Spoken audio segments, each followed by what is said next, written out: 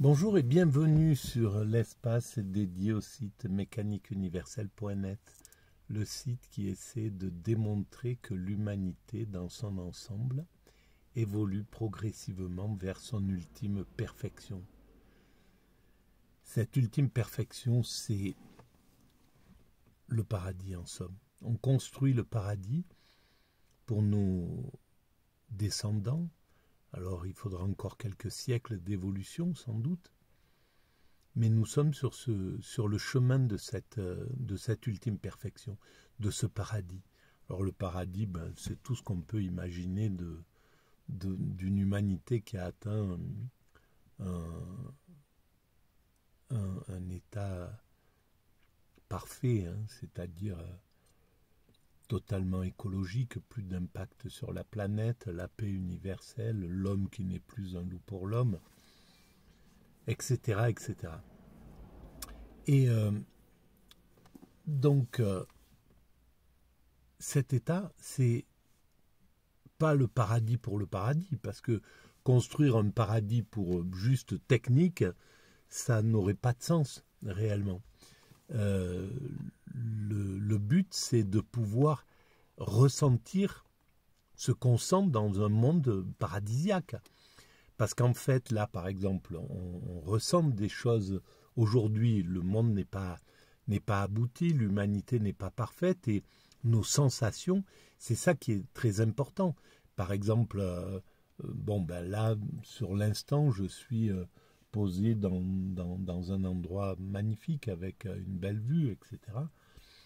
Mais en même temps, je sais très bien que il y a la guerre, qu'il y a des tensions, que l'humanité, qu'il y a des injustices, etc. Et donc là, la sensation que j'ai de vivre, elle est une chose. Et quand je pense aux injustices, quand je pense à ce que certains de mes frères humains endurent partout sur la planète, eh bien, mes sensations sont vraiment différentes. Elles me font souffrir. Je suis pas heureux, etc. Si je croise quelqu'un qui est agressif ou quoi que ce soit, je vais ressentir de la peur ou de l'anxiété ou quoi que ce soit. Bon, bref, toutes ces sensations négatives qui existent encore aujourd'hui. Alors, il y a évidemment des sensations positives. La paix, la sérénité, la contemplation, des moments où nous sommes dans cet état-là, ils existent évidemment. Mais accéder à la paix universelle, donc accéder à la perfection universelle, c'est accéder à la sérénité absolue. Et la sérénité absolue, l'équilibre parfait, c'est ce qu'on appelle l'extase dans les grandes spiritualités. Et donc l'humanité, en réalité, va vers l'extase. C'est ça, là, techniquement, évidemment, on va vers une perfection technique, il n'y a pas de problème, mais on va vers l'extase au niveau de la sensation. Et c'est notre but. Et donc j'ai commencé un petit peu à tourner les pages de cet ouvrage que j'ai trouvé chez moi, de Swami Ramdas, Présence de Ram, dans la série Hindouisme chez Albert Michel, écrit en 56. Et voilà ce que je vais lire une petite partie justement qui correspond à ce que je suis. Voilà.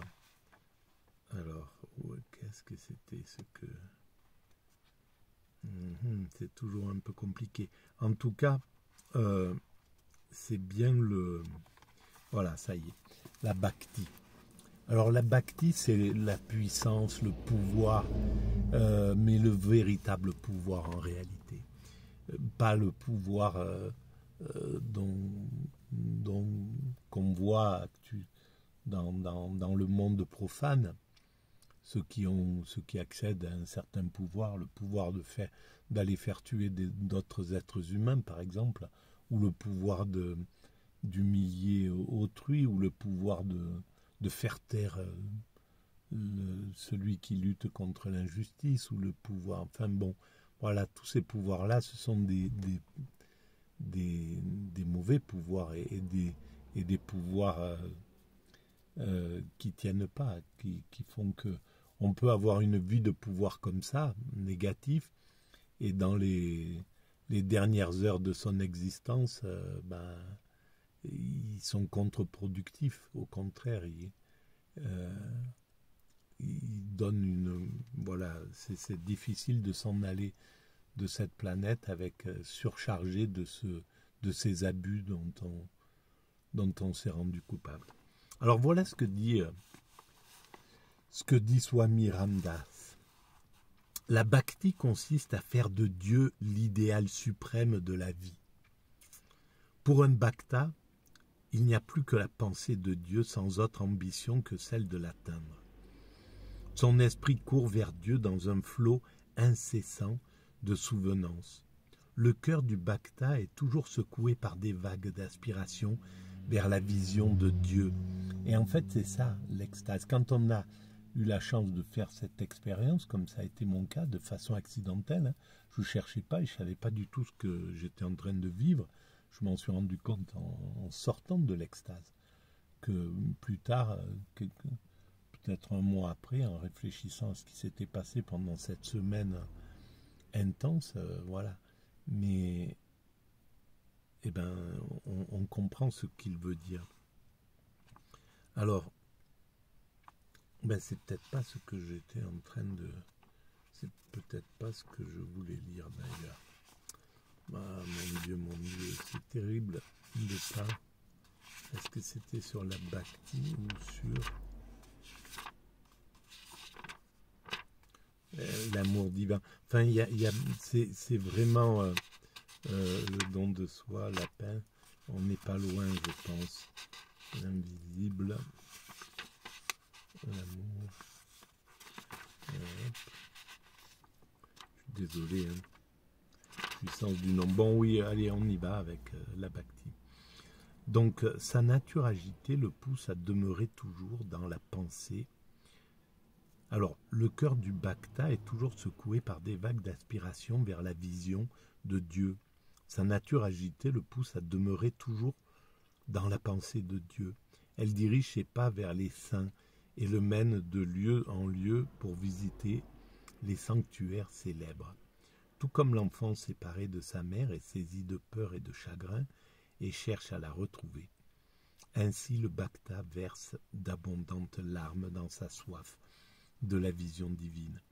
Tant qu'il n'a pas rencontré le bien-aimé, il trouve la vie aride et fade. Plus il médite sur les grands attributs de Dieu, plus il se sent chétif et misérable. Il prie alors son bien-aimé de l'élever, de l'éclairer, de le purifier, afin de le rendre digne d'être son enfant et son serviteur. Dieu est, pour le bhakta, l'image même de l'amour, de la compassion, du pardon et de la grâce. Et quand on fait cette expérience, on est envahi exactement de ces sentiments d'amour, de compassion, de pardon, de grâce. C'est ce qui fait dire qu'on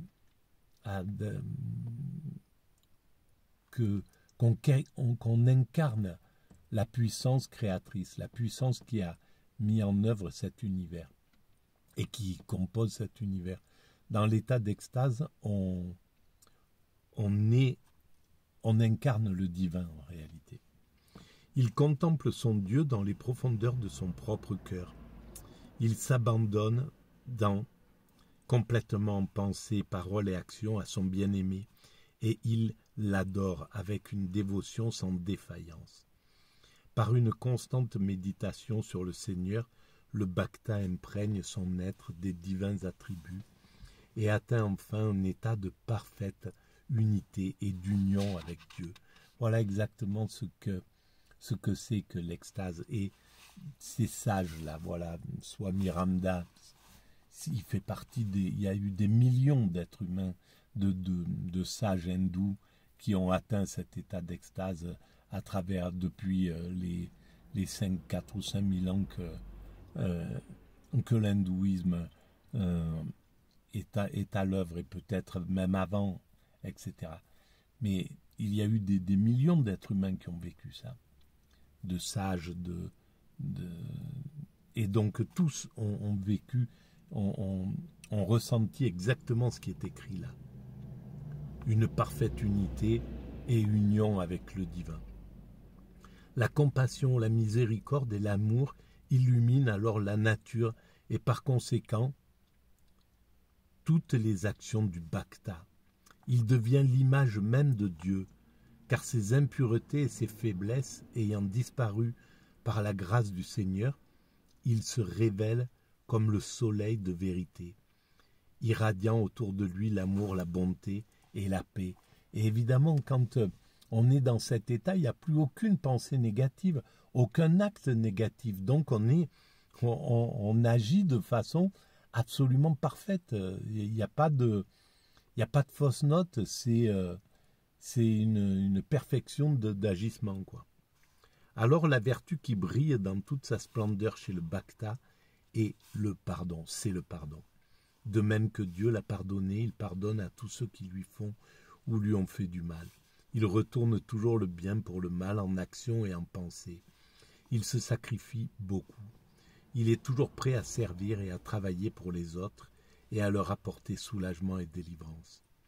Il aime tout le monde d'une manière égale, ami ou ennemi, riche ou pauvre, bon ou mauvais, grand ou petit, sage ou ignorant. Mais quand on a atteint cet état-là, c'est une pure merveille. Voilà. Et dans l'état d'extase, évidemment, c'est exactement la pensée qu'on a. On est dans cet état-là. On ne peut pas distinguer les choses entre elles en bien, mal, en bon, mauvais, en méchant, gentil ou quoi que ce soit. On ne peut qu'aimer de façon absolument égale. Je l'ai vécu une semaine. C'est dommage, ça a duré qu'une semaine. Mais en tout cas, ça a été suffisant pour que je comprenne ce que ça veut dire. Il supporte paisiblement la persécution et l'ignominie et se consacre en toutes choses au bien des autres. Il est toujours satisfait, pur et joyeux. C'est pour ça qu'il y a des moines qui arrivent à s'immoler parce que il y a plus, tout est supporté, quoi, quand on a atteint cet état-là. C'est assez incroyable. Il ne prétend à rien et il est humble dans tout ce qu'il fait. Il reconnaît Dieu comme étant tout en tout. Il sent que Dieu qui demeure dans son cœur est par son pouvoir la cause de tous les mouvements dans le monde. C'est clair, on comprend qu'à l'origine de tout ce qu'on voit là, voilà, cette pure merveille de monde, eh bien, c'est le principe créateur qui est à l'origine. Il contemple et il sent partout la présence de Dieu. En vérité, il vit et se meut toujours en Dieu, et il est l'être même de Dieu. Voilà. Bon, je vais arrêter là pour cette vidéo, et je vous propose, si vous pensez que ça a un peu d'intérêt, de mettre des pouces, de vous abonner, d'en parler autour de vous, éventuellement, d'envoyer le lien à vos amis, d'aller visiter le site Mécanique Universelle où je parle un petit peu de cette évolution vers l'ultime perfection, et de laisser des commentaires si vous le pensez intéressant, et j'y réponds spontanément tout le temps. Merci, au revoir.